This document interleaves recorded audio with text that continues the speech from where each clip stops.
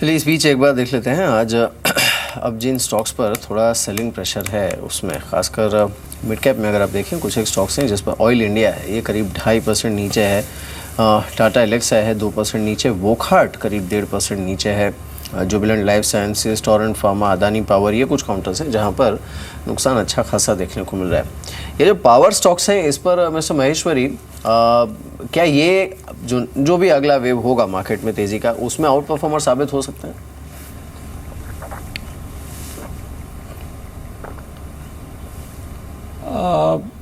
मुझे लगता है कि जो पावर सेक्टर के स्टॉक्स है थोड़ा सा अंडर परफॉर्मर ही रहेंगे। और आप यदि देखें पिछले कुछ समय में भी, तो जैसे टाटा पावर पे नज़र डालें या अडानी पावर पे नज़र डालें या JSW एनर्जी देखें या रिलायंस पावर देखें, तो एक बहुत सीमित दायरे में ये स्टॉक मूव कर रहे हैं।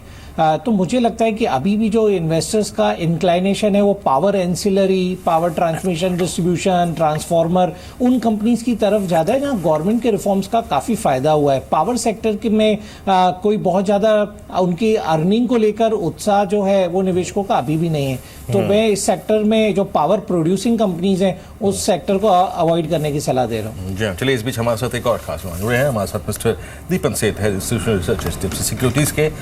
दीपन नमस्कार, कार्यक्रम में स्वागत है। दीपन, एक तो ये कि इन्फोसिस ने जो नंबर्स दिए और TCS ने जो नंबर्स दिए, शायद आई थिंक, मैं फ्रेंकली स्पीकिंग सर, TCS के नंबर से पहले हम इस पैनल पे ये डिस्कशन भी कर रहे थे कि क्या इस वक्त IT पे कॉल लेनी चाहिए नहीं लेनी चाहिए। ये सेक्टर 3 महीने से नहीं चला, क्या इस पे कॉल लेनी चाहिए नहीं लेनी चाहिए। लेकिन फाइनली इन नंबर्स के बाद FY16 को लेकर आउटलुक्स रिड्यूस करने के बाद आप लोग क्या IT पे अप्रोच रख रहे हैं इस वक्त? तो देखिए सर, एक होता है बिग पिक्चर और एक होता है माइक्रो पिक्चर। तो बिग पिक्चर जो है IT में वो चैलेंजिंग तो है, इसमें कोई डाउट नहीं है कि जो traditional ADM line of business है, पैकेज इम्प्लीमेंटेशन है, ये BPO है, ये इन सारी लाइंस ऑफ बिजनेसेस को चैलेंजेस आती जा रही हैं in terms of quarter on quarter grow करना और डिमांड एनवायरनमेंट सॉफ्ट होना, प्लस जो शिफ्ट टू डिजिटल सर्विसेज जो हो रहा है, इसकी वजह से ये कोर बिजनेस, ये कोर लाइंस करीब 60-70% ऑफ सर्विस मिक्स में जो है इन पर चैलेंज रहा है। लेकिन हमारा ये भी सोचना है कि जो कंपनीज इस डिजिटल शिफ्ट की तरफ अपने आप को बदलाव, अपने अंदर बदलाव ला सकती हैं, वो इस चेंज का फ़ायदा उठा पाएंगे और बल्कि दे विल इमर्ज स्ट्रॉन्गर, जिसको हम कहते हैं। तो इस चीज़ में मिड कैप्स में अगर देखते हैं तो माइंडट्री ने ऑलमोस्ट 40% रेवेन्यूज़ डिजिटल की तरफ से कर लिया है। लार्ज कैप्स में TCS, इन्फोसिस, इन सबको अभी भी काफ़ी सारा ट्रांसफॉर्मेशन करना बाकी है। लेकिन ये ट्रांसफॉर्मेशन होगा खास करके जब सिक्का साहब जैसे लीडर इन्फोसिस को चला रहे हैं, तो हमें उम्मीद है कि ये ट्रांसफॉर्मेशन आएगा, लीनियर वे में नहीं आएगा, क्वार्टर ऑन क्वार्टर थोड़े से जर्क्स रहेंगे। तो capability wise, talent wise, global competitiveness देखने के बाद अगर आप, तो हमें नहीं लगता है कि इंडियन IT स्टोरी इतनी जल्दी कहीं डैमेज सफ़र करेगी। We are positive.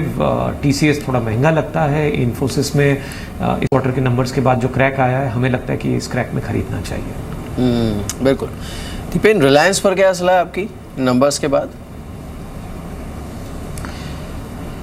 देखिए, रिलायंस में इस क्वार्टर जो $11.5 की जो पर बैरल जो रिफाइनिंग मार्जिन आई है, ये ऑल टाइम हाई है। रिलायंस ने ऑल टाइम हाई प्रॉफिट्स किए हैं। आप देखेंगे लास्ट कुछ सालों से रिलायंस एक रेंज में स्टक है।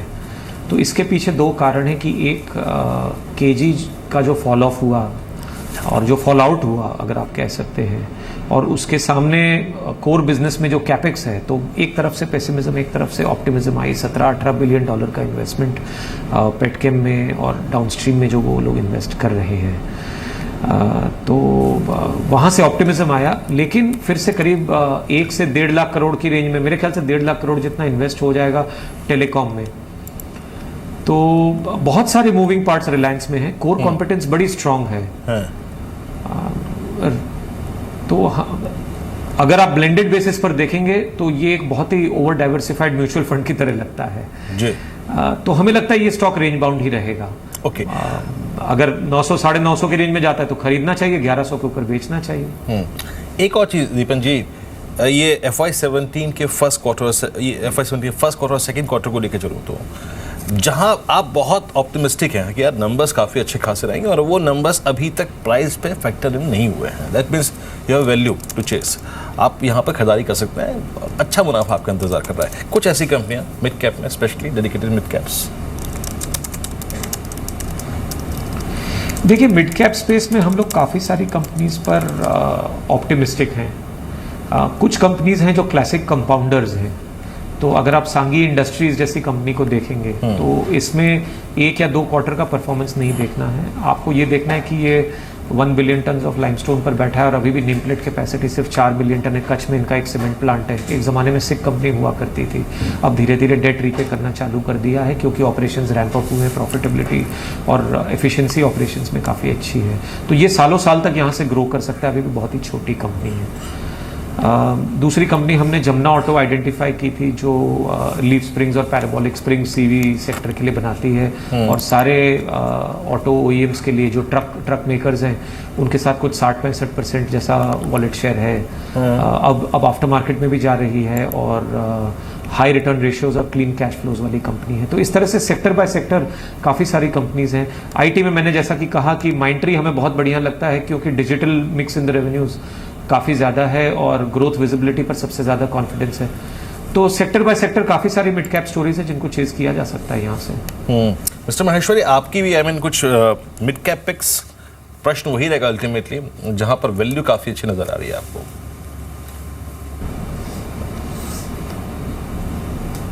देखिए एक ऑटो एंसिलरी स्टॉक हमने आइडेंटिफाई किया है, प्राइकॉल। इनफैक्ट आपके चैनल पे कई बार मैं पहले भी रिकमेंड कर चुका हूँ और मेरे जो टारगेट है वो करीब इस स्टॉक में 125 रुपये के आसपास का रहेगा। बिल्कुल टर्न अराउंड केस है पिछले साल से और कंपनी ने जो रीऑर्गेनाइजेशन और जो नए एक्विजिशन की है तो उसका फ़ायदा अब फाइनेंशियल ईयर 17-18 में देखने को मिलेगा, तो ये स्टॉक की री रेटिंग हो रही है। ऐसे एक स्टॉक है गुजरात अंबुजा एक्सपोर्ट्स, इस स्टॉक ने भी 52 हफ्तों के उच्चतम स्तर को टच किया है और जो उनके अल्टीमेट प्रोडक्ट लाइन है उसमें काफ़ी अच्छा इम्प्रूवमेंट जो प्राइसेस में आया है और इसके चलते मेरा मानना है ये इस स्टॉक की भी री रेटिंग होगी और 85 से 90 रुपए का टारगेट गुजरात अंबुजा एक्सपोर्ट्स में भी शॉर्ट टर्म में पॉसिबल है। बिल्कुल।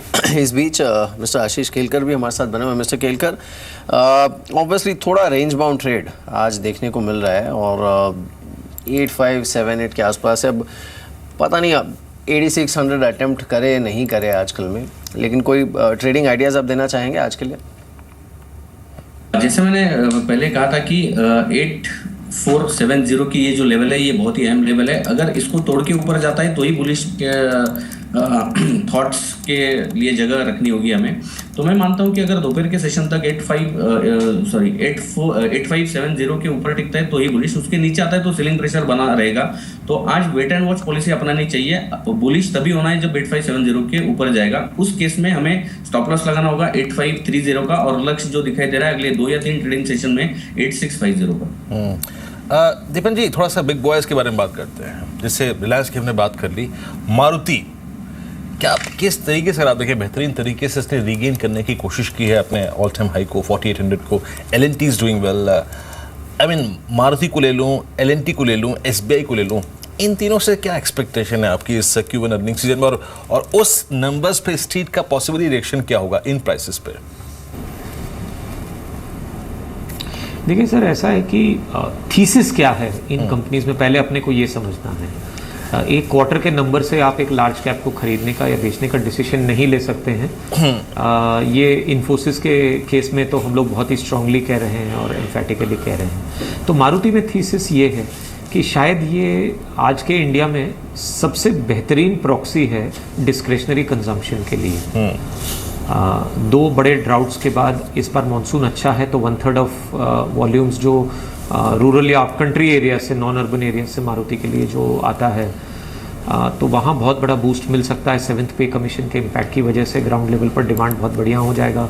पेट्रोल की प्राइसेस लो हैं आज के दिन, पेट्रोल डीजल का डिफरेंशियल कम है, पेट्रोल गाड़ियों की एक्सेप्टेंस और प्रॉफिटेबिलिटी बेहतर रहेगी। इन सारे फैक्टर्स को अगर आप देखते हैं और मारुति के 50% के करीब के मार्केट शेयर को देखिए, उसके प्रोडक्ट पाइप को देखिए और नए मॉडल्स की जो सक्सेस वो लोग अचीव कर रहे हैं, मुझे लगता है मारुति एक क्वार्टर या एक साल नहीं, 5 या 10 साल की स्टोरी है यहाँ से। तो मारुति को इस तरह से एक क्वार्टर के नंबर पर जज करना गलत रहेगा। SBI के केस में ये बहुत क्लियर है कि बहुत कुछ बुरा जो हो सकता था वो हो चुका है, और इतने सारे स्ट्रेस्ड एसेट्स की बैगेज को लेकर ये बैंक आगे बढ़ रही है कि थोड़ा भी अगर मैक्रोज में रिवाइवल आती है, जो कि हम उम्मीद रखते हैं कि इस सरकार के अंडर 2 साल अब हो गए हैं और अब धीरे धीरे कॉरपोरेट सेक्टर में रिवाइवल आएगा, बहुत धीरे धीरे आएगा मैं मानता हूँ, लेकिन कुछ भी मैक्रो हीलिंग अगर कॉरपोरेट सेक्टर में होती है तो उसकी सबसे बड़ी बेनिफिशियरी SBI रहेगी। वैल्यूएशंस बहुत ही फेवर में हैं, और यहाँ से अगर आप इंडिया पर बुलिश हैं और SBI पर नहीं हैं तो मुझे कहीं ना कहीं कॉन्ट्रडिक्शन दिखता है। मैं ये ज़रूर कहूँगा कि प्राइवेट सेक्टर बैंक्स ने मच बेटर एसेट क्वालिटी अभी तक पोस्ट की है और कैपेबिलिटी हमको काफ़ी ज़्यादा लगती है वर्सेस PSU पैक। लेकिन PSU पैक में अगर कोई लीडर है तो दो नाम तुरंत मन में आते हैं, एक SBI, एक बैंक ऑफ बड़ौदा। तो दोनों बहुत ही स्ट्रॉन्ग बेनिफिशरीज रहेंगे मैक्रो रिवाइवल के। बिल्कुल। आज HUL के भी नंबर्स आने वाले हैं। मिस्टर महेश्वरी, HUL पर व्यू क्या है आपका?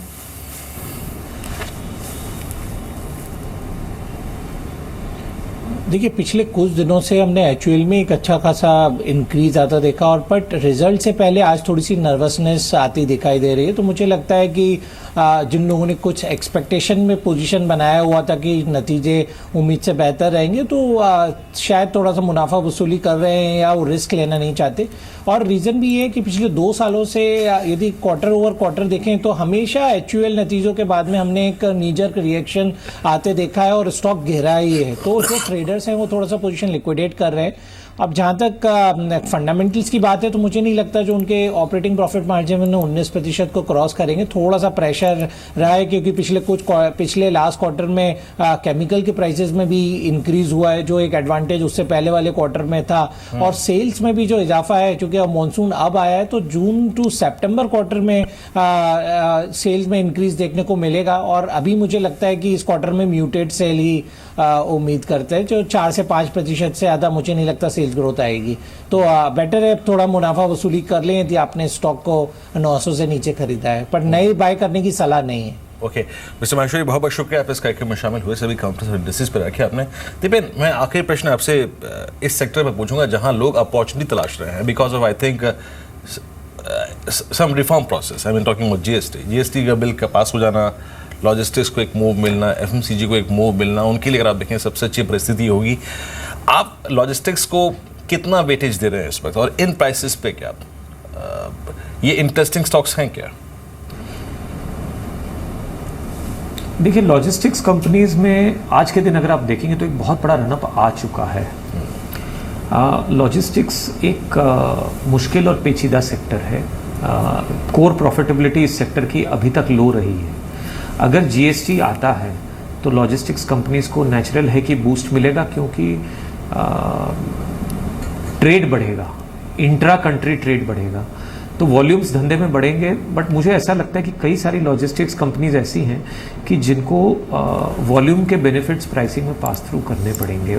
कुछ कंपनीज की फ्रेंचाइज बड़ी स्ट्रॉन्ग है। अगर आप ब्लू डार्ट जैसी कंपनी को देखते हैं तो फ्रेंचाइज बहुत स्ट्रॉन्ग है। अगर आप एक ऑर्डिनरी प्लेन वनीला ट्रांसपोर्टर को देखेंगे तो फ्रेंचाइज इतनी स्ट्रॉन्ग नहीं होती है। अगर आप कंटेनर फ्रेट स्टेशन ऑपरेटर्स को देखेंगे तो फ्रेंचाइज रहती भी है। तो एक कोई यूनिवर्सल आंसर इस सेक्टर के लिए मेरे पास है नहीं।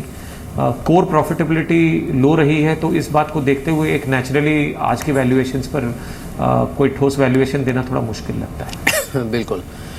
चलिए, शुक्रिया दीपेन हमारे साथ इस बातचीत में शामिल होने के लिए। Thanks for joining us. इस बीच देखते हैं मार्केट में क्या हो रहा है। अभी भी रिलायंस ही है टॉप गेनर, लेकिन एक्सिस बैंक पर अच्छा मूव है, ये करीब 1.5% ऊपर है। और टाटा मोटर्स का DVR है जो कि 1.5% ऊपर है। टाटा मोटर्स DVR पर मिस्टर महेश्वरी, मिस्टर केलकर, क्या होना चाहिए टारगेट? अगर चार्ट देखते हैं तो चार्ट के ऊपर एक बहुत ही स्ट्रॉन्ग रेजिस्टेंस जो दिखाई दे रहा है वो है 325 रुपीज़ का। तो मैं मानता हूँ कि ये जो मोमेंटम है ये इस मोमेंटम में स्टॉक 325 तक ऊपर जाने की संभावना है। अभी जिनके पास ये स्टॉक है, ये डीवीआर है, टाटा मोटर्स की डीवीआर जो लोग होल्ड कर रहे हैं उनको होल्ड करने की सलाह होगी। और फिलहाल इसके लिए मैं जो स्टॉप लॉस रिकमेंड करना चाहूँगा वो होगा करीबन 311 रुपये 50 पैसे का। अगर 325 का स्तर ये तोड़ता है तो एक बहुत ही अच्छा डिमांड इस स्टॉक में आता हुआ नजर आएगा, जो कि स्टॉक को करीबन 342 तक भी लेके जाने की संभावना है।